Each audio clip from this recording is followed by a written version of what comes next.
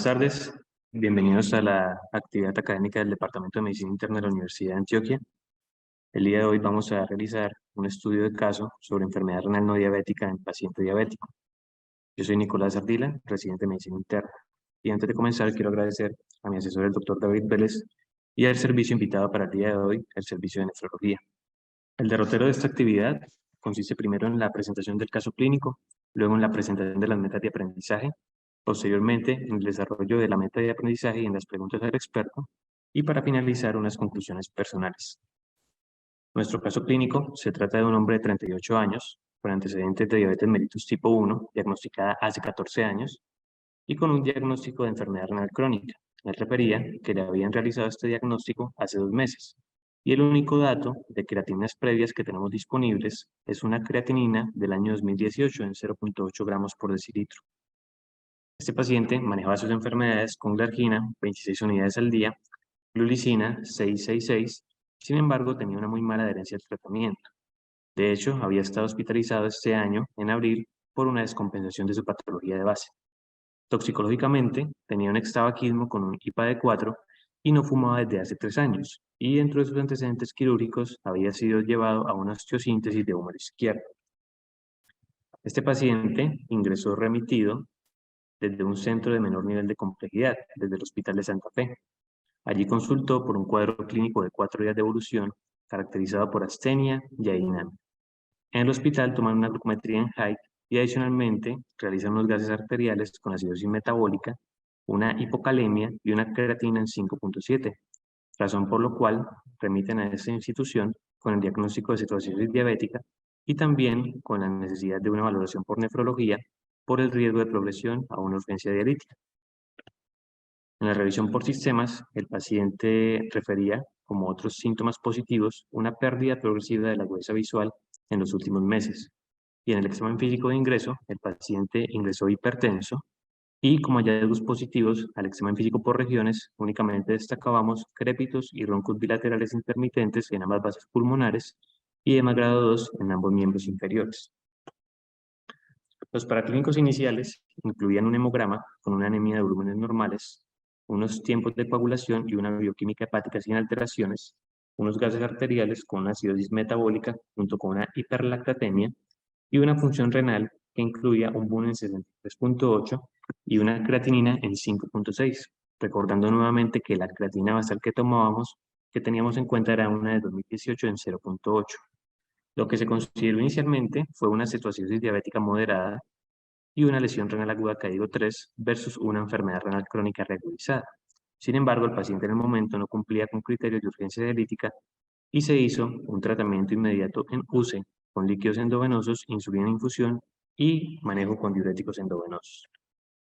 Ya en cuanto a los paraclínicos de seguimiento, a este paciente le hicieron unas cetonas en sangre que fueron negativas, por lo cual se hizo un cambio de la infusión de insulina a un esquema basal polo, un uroanálisis con una glucosa de 1000, proteínas en 500, cetonuria negativa y hematías ausentes, con los leucocitos positivos de 20 a 40 por campo, sin bacterias y con los cilindros granulosos escasos. Adicionalmente, se le tomó una albúmina en 2 y un perfil lipídico con una hipertrigliceridemia y una hipercolesterolemia a expensas del LDL, lo cual nos orientaba hacia un probable síndrome nefrótico.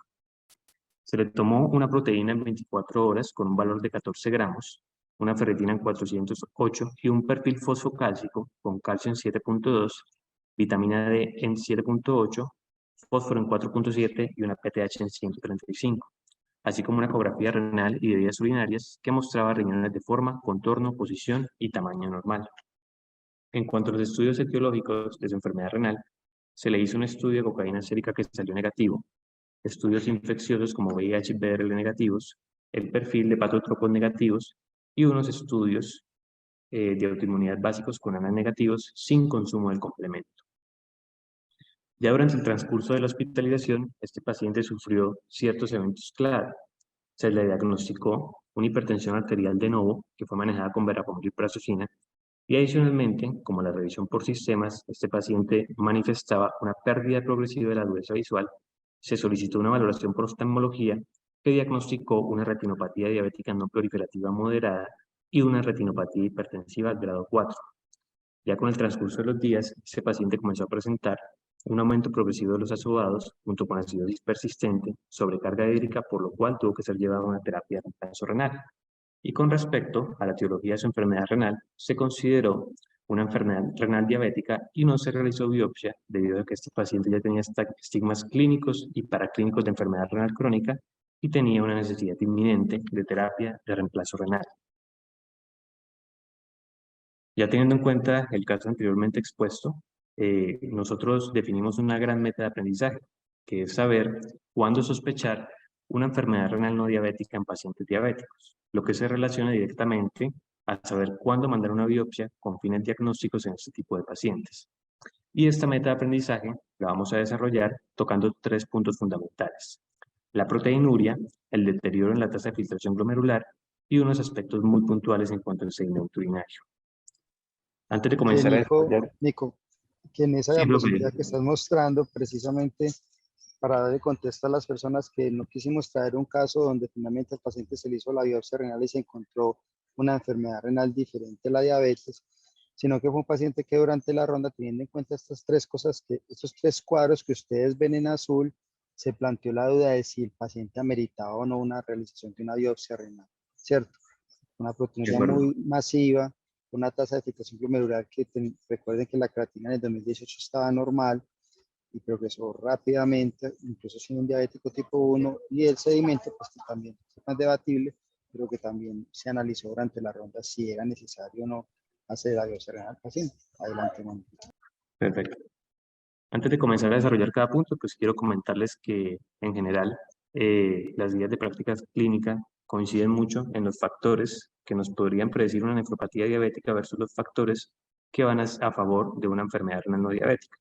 Esto es un ejemplo de la Guía Canadiense de Diabetes en 2018, que nos habla de que hay factores que podrían predecir una nefropatía diabética, como la albuminuria persistente, un sedimento urinario blando, una progresión lenta de la enfermedad, una tasa de filtración glomerular baja asociado a proteinuria importante, que el paciente tenga otras complicaciones de la diabetes presente, como es el caso de la retinopatía diabética, o una duración conocida de la diabetes mayor a 5 años. Y por otro lado, nos orientarían hacia una enfermedad renal no diabética, una proteinuria extrema, que ellos la clasifican como 6 gramos, una hematuria persistente o un sedimento urinario activo, y una caída rápida de la tasa de filtración glomerular, estos tres presentes en nuestro paciente. Adicionalmente, una tasa de filtración baja con proteinuria escasa, proteinuria muy mínima, que el paciente no tenga otras complicaciones relacionadas con la diabetes, una duración corta de la enfermedad, o que tenga una historia familiar de enfermedad renal no diabética, signos y síntomas de enfermedad sistémica. Hablando de la proteinuria, quiero comenzar mostrándoles este metaanálisis que analizó 48 estudios de pacientes diabéticos a los que se les hizo una biopsia renal. El objetivo de este metaanálisis fue estudiar la prevalencia de tipos de enfermedad renal en diabéticos, y en total, teniendo en cuenta todos los estudios, se analizaron 4.876 pacientes. En el caso de la nefropatía diabética, tuvimos prevalencias tan bajas como el 6.5% y tan altas como el 94%. En enfermedad renal no diabética pura, tuvimos prevalencias tan altas como el 82.9% y tan bajas como el 3%. Y en las formas mixtas de la enfermedad tuvimos prevalencias tan altas como el 45.5% y tan bajas como el 4%. Y acá es importante destacar que en cuanto a los subtipos de enfermedad renal no diabética, en 16 estudios de los incluidos en el metaanálisis, la nefropatía por IgA fue lo más frecuente. En 9 estudios, la enfermedad renal más frecuente fue la nefropatía membranosa. En 6 estudios, la glomerulosclerosis focal y segmentaria. Y en 4 estudios, la nefritis intersticial aguda. Es importante mencionar que estos datos no son despreciables y nos orientan también a pensar que en pacientes diabéticos puede ser frecuente la enfermedad renal no diabética y hay que tenerla en cuenta.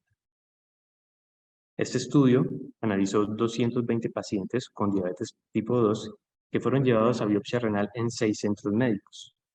Las indicaciones de biopsia en este estudio fue una duración de la diabetes menor a 5 años, proteinuria franca sin retinopatía diabética, sedimento urinario activo y o hematuria, o un deterioro inexplicado de la función renal.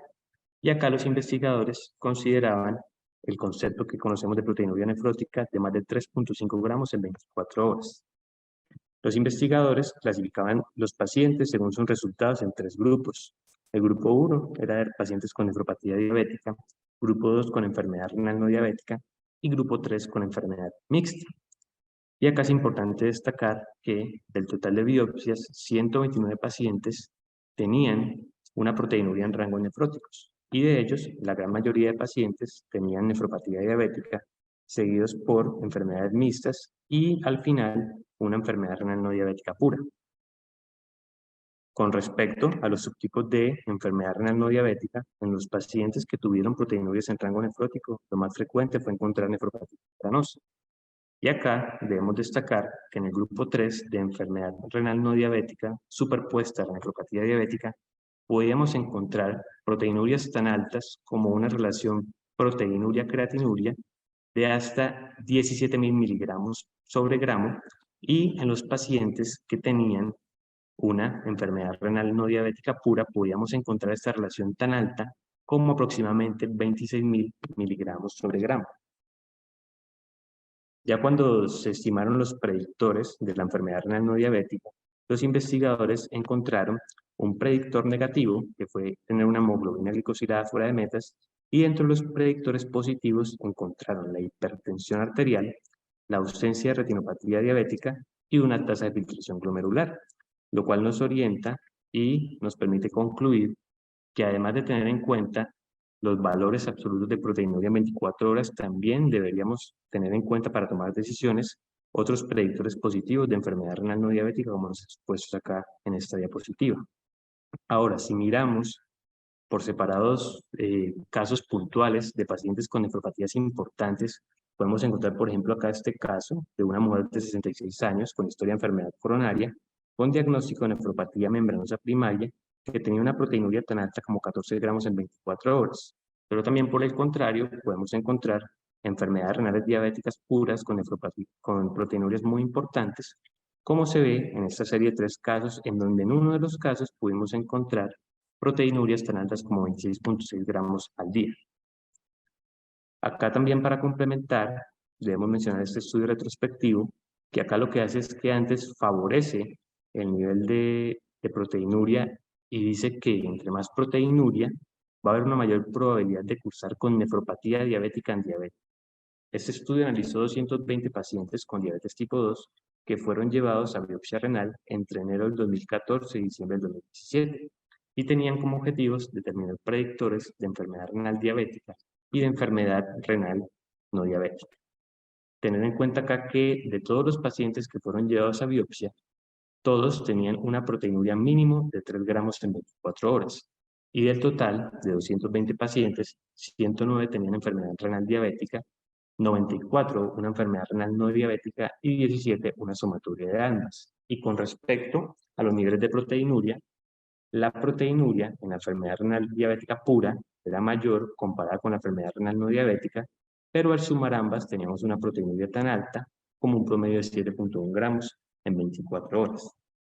Ya al evaluar los factores pronósticos de enfermedad renal diabética, se encontró que la proteinuria era un predictor positivo, de manera que entre más proteinuria era más probable que el paciente tuviera una enfermedad renal secundaria a nefropatía diabética.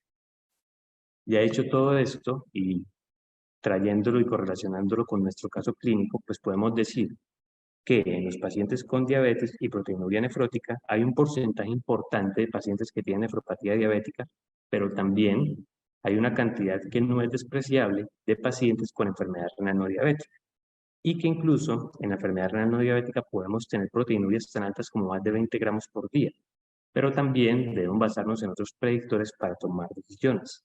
Y ya en el caso puntual de nuestro paciente, teníamos una proteinuria de 14 gramos.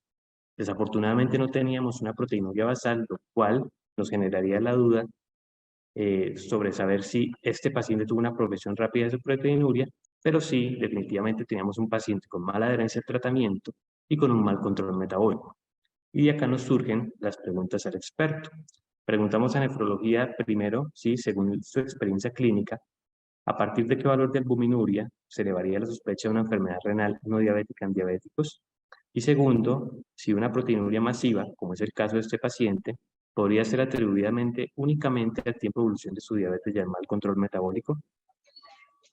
Muy bien, Nico. hay que hacer una salvedad y es que obviamente al finalizar tu presentación vamos ya a hablar de todas las variables que tiene el paciente para que la nefrología nos dé su recomendación final. Entonces, para no adelantarnos, acá estamos preguntando únicamente lo que tiene que ver con la parte de la proteinuria. Adelante, profe Rodelo. No sé si Simón K, que aparece con B al final, es Simón Cano.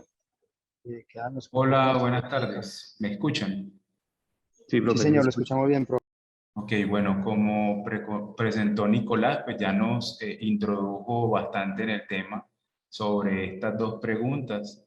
La primera pregunta es que si hay algún valor de albuminuria o un corte de albuminuria encima por el cual se sospecha una enfermedad renal no diabética en diabéticos.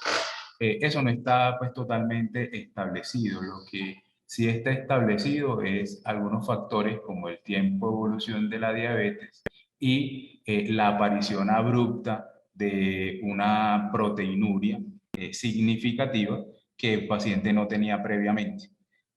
Sabemos que después de la introducción de los inhibidores de la ECA, los bloqueantes del receptor de angiotensina y otros medicamentos antiproteinúricos, como más recientemente los inhibidores de SGLT2, la historia natural de la enfermedad renal diabética pues se ha alterado. Esas fases que nos hablaban de hiperfiltración, albuminuria pues en A2, luego A3, luego overalbuminuria, en el caso de enfermedad renal diabética eso se ha cambiado en el tiempo. Entonces lo que más vemos es que la aparición sea abrupta o no respecto a la albuminuria. Para hablar de unos valores, enseguida si quieren les muestro el estudio local que hicimos hace unos 6 meses y que está pendiente de publicación. Fue el trabajo de tesis de grado de 2 fellows de nefrología, donde encontramos algunos valores que nos hacen sospechar enfermedad renal no diabética. Y en cuanto a si una proteinuria masiva, como es el caso de este paciente, podría ser atribuida únicamente al tiempo de evolución de su diabetes y al mal control metabólico, no necesariamente. Como bien lo mostró Nicolás, hay pacientes que aparte de la enfermedad renal diabética de base que tienen otras condiciones que afectan, digamos, la membrana de filtración glomerular y que se manifiestan como proteinuria adicional. Sin embargo, para diagnosticarla necesitamos no solamente la sospecha clínica, sino la biopsia renal. Pero la biopsia renal es un procedimiento que no solamente tiene que tener indicación, sino que no debe tener contraindicaciones y, muy importante, un tercer punto, que lo que encuentre vaya a cambiar el tratamiento que se le va a ofrecer al paciente. Para eso colocarlo en una balanza de riesgo-beneficio. Entonces, la respuesta en este caso es probablemente no, probablemente podría tener algo más que la enfermedad renal diabética, pero la pregunta sería si eso nos va a cambiar el tratamiento a largo plazo de este paciente, para hablar puntualmente del paciente que presentamos. No sé si quieran que siga con las otras preguntas de una vez y con el trabajo local o tienen algo para mencionar acá. No, yo creo que Nico ya va a plantear los otros marcos teóricos, profe, y ya al final hacemos la discusión final con nefrología. Listo, perfecto. Gracias, profe. El segundo punto que quisimos plantear acá,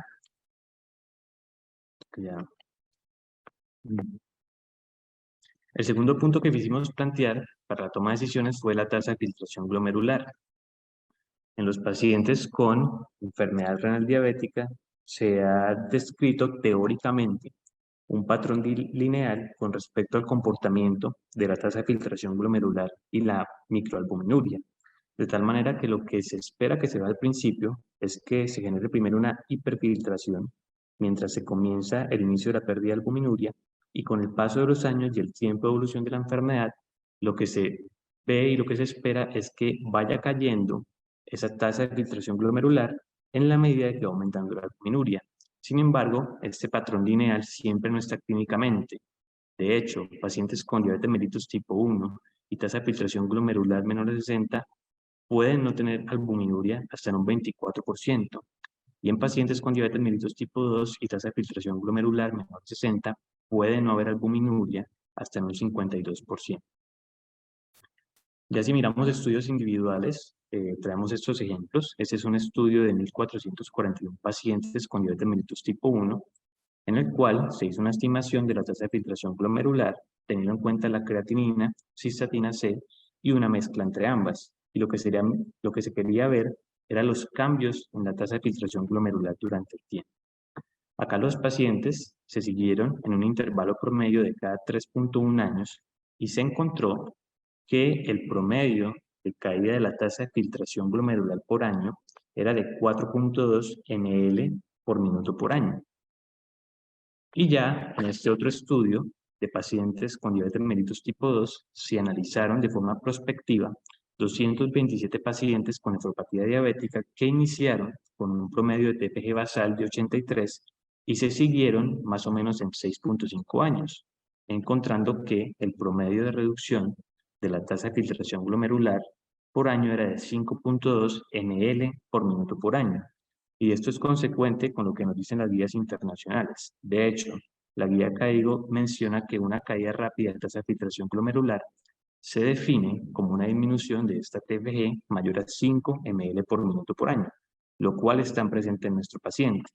Pero como bien se decía anteriormente, en este tipo de pacientes, para pensar en enfermedad renal no diabética, debemos poner una balanza y sopesar los factores que van a favor, los factores que van en contra. Y acá también queremos hablarle de un predictor muy importante que es la retinopatía diabética. En este estudio se hizo un análisis retrospectivo de pacientes con diabetes mellitus tipo 2 que prestaron servicio en las Fuerzas Armadas y que fueron atendidos en el Hospital de Militares de Taipei en Taiwán entre 2008 y 2017. A todos estos pacientes se les hizo una biopsia y además de eso se tenían los datos de laboratorio, sus características clínicas y todos esos pacientes fueron valorados por oftalmología. Fue un total de 160 pacientes. De este total de pacientes, 120 tenían una nefropatía diabética pura y 40 tenían una enfermedad renal no diabética, de los cuales 26 presentaban una enfermedad renal no diabética pura y 14 una superposición entre la enfermedad renal no diabética y la nefropatía diabética. Acá es importante mencionar, en cuanto a las características basales de la muestra, que en los pacientes que tenían una nefropatía diabética aislada teníamos un tiempo de duración mayor de la diabetes, teníamos más presencia de retinopatía diabética y teníamos menos presencia de hematuria comparado con los pacientes con enfermedad renal no diabética. Y de los subtipos de enfermedad renal no diabética, el más común era la nefropatía membranosa. Acá los autores, para determinar los factores predictores, realizaron un modelo de regresión logística, teniendo en cuenta variables como el sexo, la edad, la duración de la enfermedad, la presencia de retinopatía diabética no proliferativa y proliferativa, la hematuria y el tamaño renal. ¿Qué querían hacer ellos? Buscar predictores para enfermedad renal no diabética. Ellos encontraron 3 predictores. Dos predictores negativos de enfermedad renal no diabética, que fue la duración de la diabetes y la retinopatía diabética no proliferativa, y un predictor positivo que fue la hematuria. Y ya en este estudio español se hizo un estudio retrospectivo de 207 pacientes con diabetes tipo 2 que fueron llevados a biopsia renal entre el año 2000 y 2018 en el Hospital Universitario de Madrid. Y al igual que el anterior estudio, tenían como objetivos poder determinar predictores de enfermedad renal no diabética y de nefropatía diabética, y adicionalmente, con estos predictores, ellos elaboraron un modelo predictivo que iban a aplicar a los pacientes objeto de este estudio. La biopsia renal en estos pacientes se indicó cuando hubo un deterioro rápido de la función renal en 3 meses, definido por un deterioro mínimo de 0.3 miligramos por decilitro definido por un aumento mínimo de 0.3 miligramos por decilitro de la creatinina, un aumento de proteinuria en 3 meses, mayor o igual a 0.5 gramos, proteinuria nefróticas, síndromes nefróticos, una enfermedad renal crónica sin causa aparente y una microhematuria que ellos definieron como 10 o más glóbulos rojos por K. Del total de los pacientes biopsiados, 126 tenían una nefropatía diabética y 81 una enfermedad renal no diabética. Y acá, dentro del tipo específico de enfermedad renal no diabética, teníamos una cantidad importante de nefropatía IgA, seguido por nefroangiosclerosis o nefritis intersticial aguda. Ya en cuanto al modelo de regresión logística multivariado para determinar predictores, se obtuvieron los siguientes resultados. Se obtuvieron dos predictores negativos para enfermedad renal diabética, que fue la microhematuria y el sobrepeso, y 5 predictores positivos, que fue una evolución prolongada de la diabetes mayor a 10 años, la presencia de insulinoterapia, proteinuria en rangos nefróticos, isquemia crónica de miembros inferiores, pero acá es importante destacar que la retinopatía diabética fue de lejos el predictor positivo más importante en estos pacientes para pensar en nefropatía diabética. Y los pacientes, los investigadores utilizaron todas estas variables para hacer el score que aplicaron a sus pacientes, con un puntaje mínimo de -5 y un puntaje máximo de 8. Se dio que en los pacientes que tenían puntajes pequeños, la gran mayoría presentaban enfermedad renal no diabética, y básicamente de los pacientes que obtenían puntajes altos, todos clasificaban para nefropatía diabética, teniendo en cuenta acá que el predictor más importante, el que tuvo más en el score, fue la presencia de retinopatía diabética. Entonces, haciendo la correlación teórico-clínica, tenemos que nuestro paciente tiene a favor de nefropatía diabética una enfermedad renal crónica conocida que progresó rápidamente, se reagudizó e incluso necesitó de terapia de reemplazo renal, pero tendrían contra estigmas de cronicidad de la enfermedad, que ya los vimos, que fueron anemia de volúmenes normales no ferropénica, déficit de vitamina D, hipocalcemia e hiperparatiroidismo, pero tendrían contra un predictor positivo muy importante para nefropatía diabética, como lo es la retinopatía diabética no proliferativa. Entonces, de ahí nos surgió esta pregunta para el servicio de nefrología, y es si se justificaba en este paciente con enfermedad renal de rápida progresión hasta enfermedad renal terminal una biopsia, teniendo en cuenta que tenía retinopatía diabética no proliferativa. Nicolás, bueno, vuelvo y repito lo que ya había dicho previamente, y es que si bien hay una sospecha y una indicación para sospechar algo que sea de origen no diabético, había una nefropatía pues ya avanzada y probablemente el resultado de la biopsia no iba a cambiar el tratamiento. Entonces, y adicional que cuando se hacen este tipo de biopsia en pacientes con digamos, enfermedad renal ya avanzada, aparte que disminuye el rendimiento diagnóstico de la biopsia, aumentan el porcentaje de complicaciones. Perfecto. Ya para cerrar acá vamos a hablar unas cosas muy puntuales del sedimento urinario para que el grupo de nefrología retroalimente con el estudio. Con respecto al sedimento urinario, solo queremos traer acá a colación este estudio de 101 pacientes diabéticos tipo 2 llevados a biopsia renal. La principal indicación de biopsia renal fue el síndrome nefrótico, seguido por la falla renal rápidamente progresiva y por el sedimento urinario activo. Acá de las 101 biopsias tomadas, 52 pacientes tenían nefropatía diabética y 20 tenían una enfermedad renal no diabética, mientras que 29 tenían una enfermedad mixta. Y de los subtipos de enfermedad renal no diabética, la gran mayoría eran necrosis tubulares agudas, seguidas por nefritis intersticiales agudas. Ya para mirar los factores predictores, los pacientes hicieron su análisis y encontraron que en un sedimento urinario activo, que ellos definían como más de 10 hematíes sobre colicitos por campo y de amplio poder, eran predictores positivos de enfermedad renal no diabética.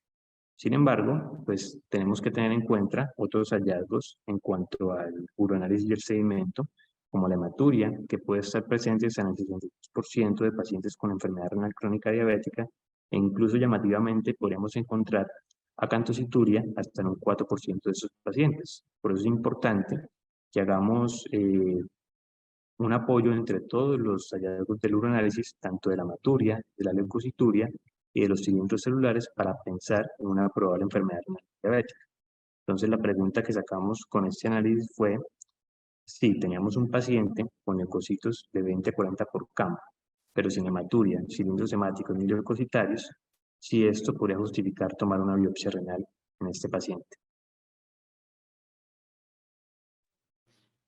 Nuevamente estamos revisando uno a uno los hallazgos tanto en el sedimento como en la tasa de filtración, como en las proteínas, que nos orientan hacia realizar una biopsia renal en un paciente diabético en búsqueda de algo más que la diabetes. Y nuevamente, pues la respuesta es, si bien sí lo orienta en el paciente puntual, probablemente la biopsia no iba a aportar nada para el manejo. ¿Me cuentan si se ve lo que estoy compartiendo? Sí, profe, sí se ve. Sí se ve. Sí, profe, pero se ven las ya sí se Ahí ve perfecto. sí. Sí, se ve normal. Bueno, entonces el trabajo de investigación que realizamos se titula Factores clínicos asociados a la enfermedad renal no diabética en pacientes diabéticos, hallazgos histopatológicos y modelo predictivo. Como les comenté, es el trabajo de grado de dos egresados del programa, la doctora Jennifer Garay y el doctor Pinilla. Y participamos, pues aparte de los profesores del servicio, el doctor Arias, nefropatólogo, y mi persona. Entonces, tenemos que de este total de biopsias que se realizaron entre 2011 y 2022, 6.780 biopsias, 201 biopsias renales se realizaron en pacientes con diabetes, biopsias de riñón nativo, ¿sí? Las indicaciones para la realización de la biopsia renal fueron las mismas que mostró ahorita Nicolás, de cuáles son las indicaciones de biopsia renal en un paciente con diabetes. Y son las mismas que utilizan en todos los análisis retrospectivos, por lo cual podría estar magnificada la prevalencia de enfermedad renal no diabética en estos pacientes. ¿De acuerdo?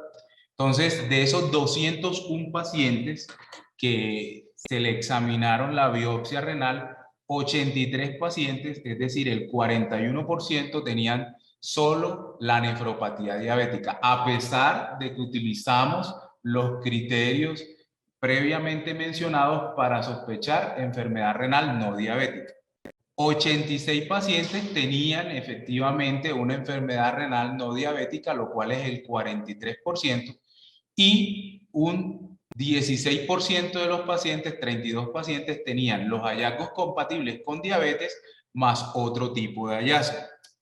Estas son las características basales y miremos cómo la mayoría tenían más de 30 de tasa de filtración glomerular, 32 era la mediana.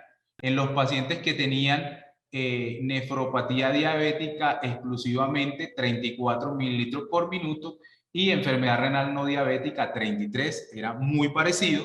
En cuanto al control de la hemoglobina glicosilada, tenía mejor control los que tenían, aparte de la diabetes, otra enfermedad renal. Sin embargo, esto no alcanzó la significancia estadística, y el valor de PTH era, pues, aunque no nos dio estadísticamente significativo, en los pacientes que tenían enfermedad renal no diabética, era menor, probablemente por lo agudo de la enfermedad. En cuanto a la albuminuria, miren que la distribución es muy parecida, y que en cuanto a la hematuria era más frecuente, aunque no exclusiva, en la enfermedad renal no diabética. ¿Qué hallazgos histológicos encontramos en nuestra población? Entonces, en los pacientes con enfermedad renal no diabética, encontramos que la nefritis tubulointersticial aguda fue el diagnóstico asociado más frecuente, tanto en los que solo tenían enfermedad renal no diabética como aquellos que tenían nefropatía diabética más otro diagnóstico histológico. En cuanto a las glomerulonefritis, se encontró glomerulosclerosis focal y segmentaria en 20% de estos pacientes que tenían algún hallazgo histológico diferente, y miren que la mayoría se presentó en los pacientes con enfermedad renal no diabética. La nefropatía por IgA fue la tercera en frecuencia, siendo el 11% de las biopsias, y así podemos, pues, seguir mirando que hay de todo. O sea, pueden haber enfermedades, vasculitis, puede haber enfermedad membranoproliferativa, necrosis tubular aguda, nefropatía por C3, etc. Pero las tres principales fueron NTI, glomerulosclerosis focal y segmentaria y nefropatía por IgA. La nefropatía membranosa también se presentó en casi el 10% de los casos. Entonces quisimos hacer un análisis, digamos, de regresión, un análisis univariado y multivariado para definir cuáles eran los factores en nuestra población que se correlacionaban con la enfermedad renal no diabética, y encontramos la edad como un factor de riesgo. A mayor edad, mayor riesgo de que se presentara una enfermedad renal no diabética. La presencia de retinopatía diabética entonces fungía como un protector, es decir, lo más probable cuando hay retinopatía es que sea una enfermedad renal diabética. Miren que va de 0.23 LOR, va de 0.09 a 0.60 con una P estadísticamente significativa. Esos fueron los dos hallazgos que encontramos que se correlacionaron más. La albuminuria y la proteinuria, la albúmina sérica, perdón, y la proteinuria, pues no se correlacionaron o no encontramos un nivel de corte por encima o por debajo del cual se correlacionara con un desenlace u otro. También analizamos la supervivencia e hicimos un modelo predictivo para nosotros, y las tres variables eran edad, retinopatía diabética y tiempo de la diabetes menor o mayor de 5 años, y el área de bajo la curva fue de 0.75, que está muy parecido a lo que nos presentó previamente el residente. Entonces, aquí en la discusión pues tenemos las series que ya nos presentaron, y digamos que todas las series, incluyendo la nuestra, tiene la desventaja que las indicaciones de la biopsia renal usualmente son las mismas, y no hay como biopsias por protocolo para determinar la real prevalencia de enfermedad renal no diabética. Adicionalmente, todavía sigo presentando, ¿cierto? Sí. Sí, señor. Adicionalmente, hace unos meses, en agosto, salió este estudio donde estudiaron de todas las etiologías pacientes que se les hace la biopsia renal cuando tienen tasa de filtración glomerular por debajo de 30, ¿sí?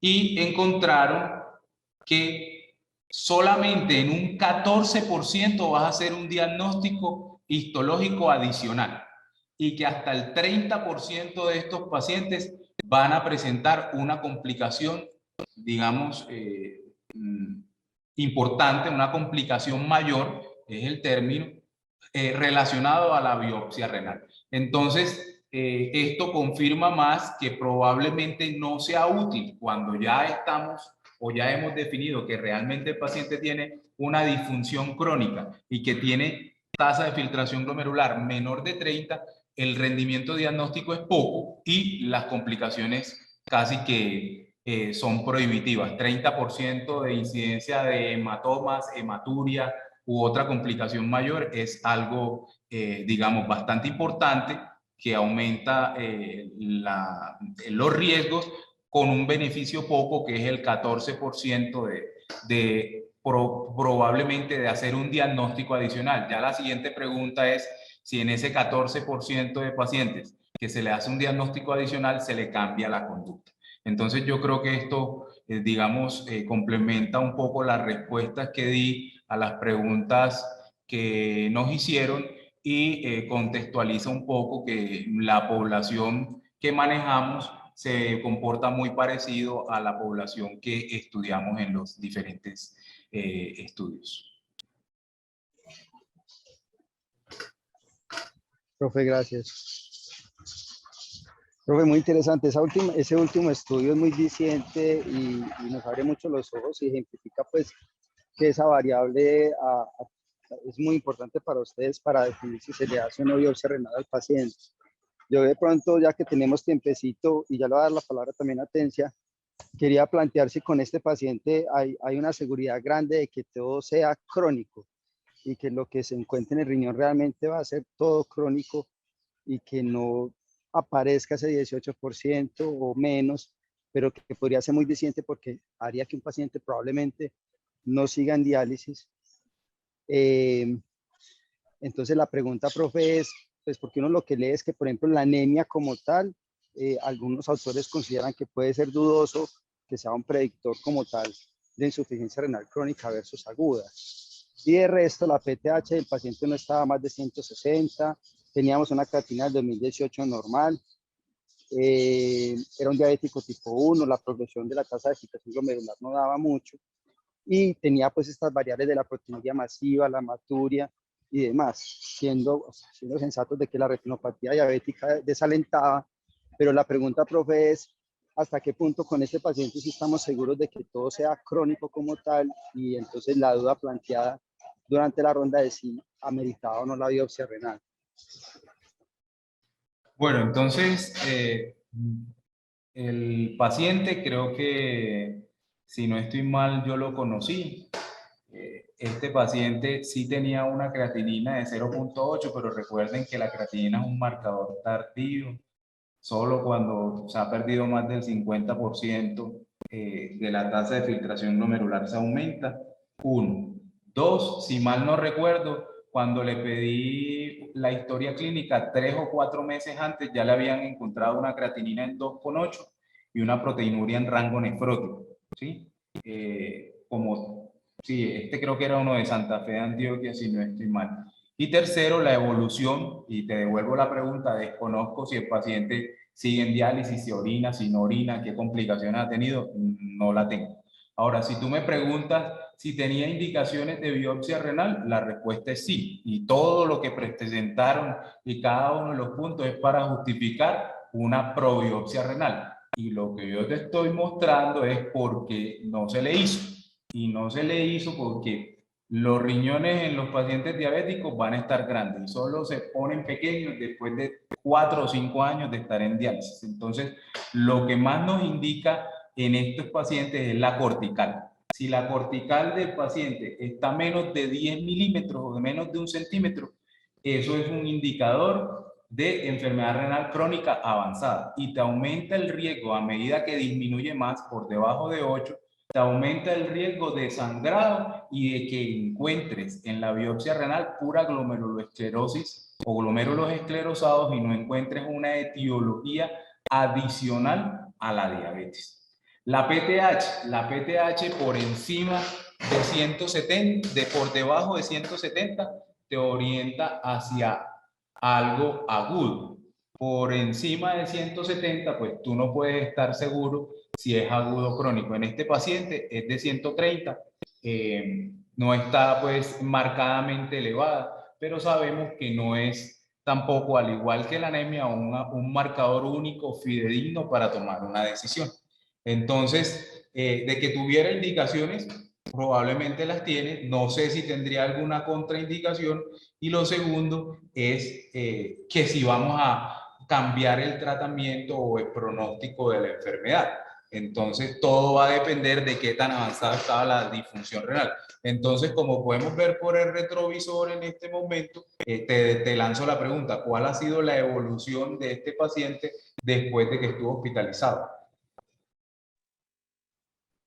Él ha reingresado, no sé si Nicolás puede responder o respondo yo, Nicolás, si queremos decir, porque él sí ha reingresado, ha tenido reingresos por procesos infecciosos y demás. Sí, profe, yo de hecho lo que he revisado fue que el paciente es más como al mes o mes y medio de haber tenido el egreso de este episodio hospitalario, reingresó por una bacteremia asociada al catéter. Ajá. Y durante esa hospitalización le volvieron a repetir exámenes o algo. ¿Tenía diuresis No, profe, residual? ¿No tenía diuresis residual? vos sabes, Nico, si tenía diuresis residual, porque yo no recuerdo eso, porque ya luego en el reingreso realmente pues ya se concentró como en la parte infecciosa y no sé, ya estaba pues, muy claro el concepto de no realizar la biopsia, pero no sé si se planteó o si se Profe, realizó realmente eso. ese dato no lo Yo no tendría recuerdo. presente. No, Sí porque sabemos. dices, en la segunda Entonces, hospitalización. lo que yo propondría como aprendizaje es que debemos conocer las indicaciones y todas las tienen, pero también la última pregunta que nos debe resolver es si lo que encontremos en la biopsia nos va a cambiar el diagnóstico, el pronóstico y el manejo del paciente, ¿sí? Sobre todo sabiendo que si el paciente realmente tiene una disfunción avanzada y que la biopsia es de riesgo, el rendimiento diagnóstico va a ser bajo y el índice de complicaciones va a ser mayor. Esa sería como mi interpretación. Y pues en la parte de este paciente, en el momento en que se tomó la decisión o no de biopsiarlo, pues yo lo vi al principio, pero el día que revisé la historia y revisé las imágenes, pues sí había como estigmas de cronicidad. Entonces, digamos que estaba en un punto en el cual probablemente el paciente no se iba a beneficiar de una biopsia renal. Perfecto, profe. Tuvieron en cuenta muchas de esas cosas, incluso si lo que decía, si 3 meses antes ya tenía una creatinina mayor, probablemente eso también inclinó bastante la balanza. Muchas gracias, profe, por las respuestas. Atencia, bien puede, Armando. Buenas tardes, ¿me escuchan ahí? Sí, buenas tardes, ¿me escuchan? Sí, señor. Sí. Bueno, bueno, agradecerle a David y al residente por una muy fructífera charla sobre nefropatía diabética y sobre esa duda que siempre se nos viene a la mente cuando evaluamos un paciente con esa enfermedad y que creemos que tiene también algo por debajo. También dar las gracias al profe y resaltar el hecho de la investigación local, porque definitivamente, según los datos del profe, que son consistentes con muchos datos en la literatura, posiblemente los pacientes que vienen con diabetes mellitus y sospecha de nefropatía diabética, lo primero que debemos hacer antes de llamar al nefrólogo probablemente es llamar al oftalmólogo para que lo dilate bien y le vea bien el fondo de ojo, porque ese fondo de ojo nos puede armar o llenarnos de motivos para decir, vea, probablemente lo que estamos viendo aquí es la expresión de su diabetes y el control de la enfermedad, fundamental en este caso, el control glicémico, tanto de glicada como de glucometrías, es lo que va a intentar prevenir el progreso de la enfermedad renal junto con las otras medidas que conocemos. Quería pedirle por favor al residente que pusiera el caso clínico, la primera diapositiva donde tener la creatinina del paciente. Yo creo que es más antes, es un poquito más antes, donde estaba el dato de la creatinina, ahí. Entonces, ojo, Doc, porque es muy importante tener las unidades de los laboratorios. En este caso, la creatinina está en miligramos por decilitro, debe ser así, no en gramos por decilitro, ¿cierto? Entonces, es muy importante las unidades. En nosotros acá en medicina interna vivimos por esas unidades, ¿cierto? Tanto nos devanamos los sesos con troponina, que ahí es muy importante colocar la unidad bien, escribirla bien. Y a continuación los demás exámenes también es muy importante que tengas en cuenta las unidades de cada uno de ellos, porque a veces en revistas internacionales viene, por ejemplo, en microgramos o en milimoles y no sabe uno cuál es. En hepato te vas a dar cuenta, usualmente las unidades en hepatología de las transaminasas no vienen en decimales, siempre vienen en unidades por litro. Por ejemplo, el caso de la ST, de la LT, de la GGT, y tener en cuenta, excepto las bilirrubinas que vienen en miligramos por decilitro. Lo mismo poner las unidades del lactato, porque el lactato en miligramos por decilitro se mide distinto, tiene puntos de corte distinto, así es milimol por litro, ¿cierto? Donde un lactato de 2 ya le indica a uno que el paciente está hiperlactatémico.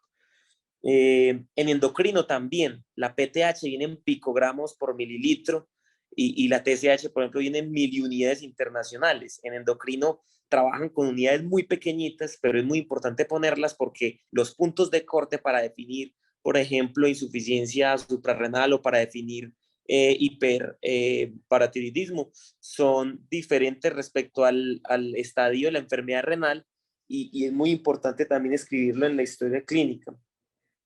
Y en nefrología, los índices de albuminuria y creatinuria en miligramos gramo es también muy importante tener la unidad. Entonces, para vos y para los demás residentes, creo que es un punto muy importante que uno tiene que debe poner en estas presentaciones y en el CPC y en cuando esté haciendo Ateneos, las unidades, porque a veces, mira, yo pensaba que el paciente tenía una creatinina muy alta al principio, ¿cierto? Y eso puede llevarnos a confusión cuando estemos analizando cómo se comportó la creatinina en el tiempo. Era todo para decir. Gracias, Atencio. Profe, muchas gracias. Profe Rodelo, quería preguntarle usted qué piensa de la hematuria. Es como el factor que aunque lo resaltó Nico, es como el que menos me gusta. No sé si una hematuria aislada pese tanto para hacer una biopsia renal a un paciente. Hola, David. Pues realmente está en todas las guías. Dice que si hay hematuria y se sospecha que es de origen glomerular en un paciente con diabetes, sería una indicación de la biopsia renal. Pues siempre lo indican. Sin embargo, como te mostré, mira que en los que le dio diabetes, del porcentaje, el 30% tenían en el estudio pues local, tenían hematuria, y en el 35%, si no estoy mal, de los que tenían la no diabética tenían hematuria. Entonces, se puede presentar en ambas. Yo quiero resaltar algo que dijo el doctor Atencio, y es la parte del fondo de ojo. Hemos perdido la costumbre, o se ha perdido la costumbre de hacerle fondo de ojo a los pacientes. Obviamente, donde se tiene el recurso del oftalmólogo, pues muy bueno que lo vea el oftalmólogo también, pero que debemos seguir familiarizándonos con esto. Y si bien en todos los libros nos dicen que en el diabético tipo 2, digamos que la presencia o ausencia de retinopatía diabética no es tan determinante como en el diabético tipo 1, vemos que cuando no hay retinopatía diabética en estos diabéticos tipo 2 que tienen manifestaciones renales, hasta 2/3 partes de los pacientes pueden tener algo adicional. Entonces, me uno al llamado del doctor Atencia de realizar más fondos de ojo. Y es un caso difícil porque tiene todas las indicaciones, pero tiene la duda, si así se quiere decir, si el paciente realmente sí estaba en un estadio ya muy avanzado de la enfermedad renal crónica, sobre todo con base en esa creatinina de 0.8. Pero creo que este es uno que venía de Santa Fe, Antioquia, y yo sí le revisé una revisión ambulatoria por medicina interna de allá del municipio, y ya tenía historia desde el año pasado de proteinuria y de 2 y pico de creatinina como 3 o 4 meses antes de venir a la institución. Entonces me uno a las felicitaciones para el doctor Nicolás, para David, y espero que haya podido aportar algo con la presentación del trabajo de los fellows. Muchas gracias. Interesante, profe. Muchas gracias. Nico, si quieres cierra la reunión, te felicito, hiciste un muy buen trabajo, sé que leíste mucho y concretaste lo que leíste en tu marco teórico para darle espacio también al profe de mostrarnos ese artículo que estábamos esperando con bastantes, con muchas ganas, que realmente es un estudio muy interesante. Entonces, felicitaciones, hermanito, muy buen trabajo. Y hablando de lo de hematuria, por ejemplo, también hay para los que nos están acompañando y los que van a ver esto en YouTube, video también en Teleeducación de UDA, pueden colocar insuficiencia renal crónica versus aguda, Teleeducación UDA en YouTube, y les va a aparecer una charlita que hicimos hace un año, donde también resaltamos esto, que en los pacientes con insuficiencia renal crónica la hematuria se puede presentar en un 40 o 50% de los pacientes, y no me diferencia mucho entre aguda y crónica, y otras cosas más que pueden complementar este caso clínico para definir si tenía una insuficiencia renal crónica o aguda. Ya con los datos que nos dice el profe, pues queda muy claro que el hombre sí venía aporreado de ese riñón, y probablemente el componente adicional que se encuentre, si es que se encuentra, no iba a cambiar mucho. Muchas gracias, de verdad. Felicitaciones a Nico y al profe Rodolfo. Y gracias al profe Rodolfo por estar presente.